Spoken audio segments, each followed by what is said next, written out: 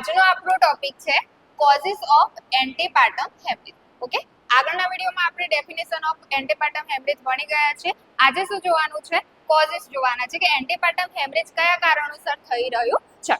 તો કોઝિસની અંદર એને 3 કેટેગરીઝની અંદર ડિવાઈડ કરેલા છે, જેમાં પહેલી કેટેગરી શું છે?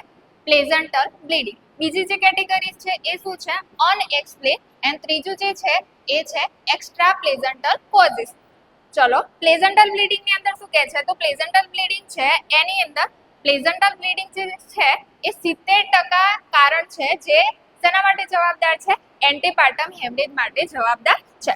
જેની અંદર બે કારણ છે, જેમાં પ્લેઝન્ટા પ્રિવિયા અને એબ્રોપ્ટિયો પ્લેઝન્ટા જોવા મળે છે. જેમાં પ્લેઝન્ટા પ્રિવિયા છે એ 35% કારણ માટે જવાબદાર છે અને એબ્રોપ્ટિયો પ્લેઝન્ટા છે એ બીજા 35% કારણ કવર કરે છે. બીજું જે છે અનએક્સપ્લેન, જે 25% કારણ શેનું છે?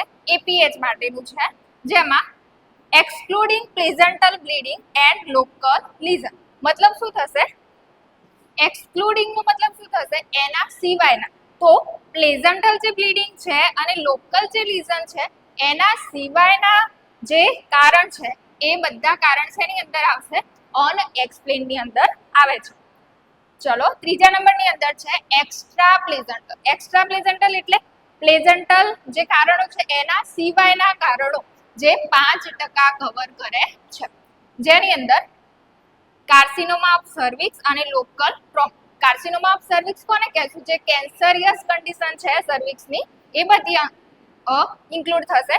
અને લોકલ ટ્રોમાની અંદર શું ઇન્ક્લુડ થશે? કે પહેલાથી જે બી સ્કાર છે અથવા સિઝેરિયન સેક્શનથી કઈ બી સ્કાર થયેલો છે એ બધી એ જે કારણોસર બ્લીડિંગ થાય છે એ શેની અંદર આવશે? લોકલ ટ્રોમાની અંદર આવે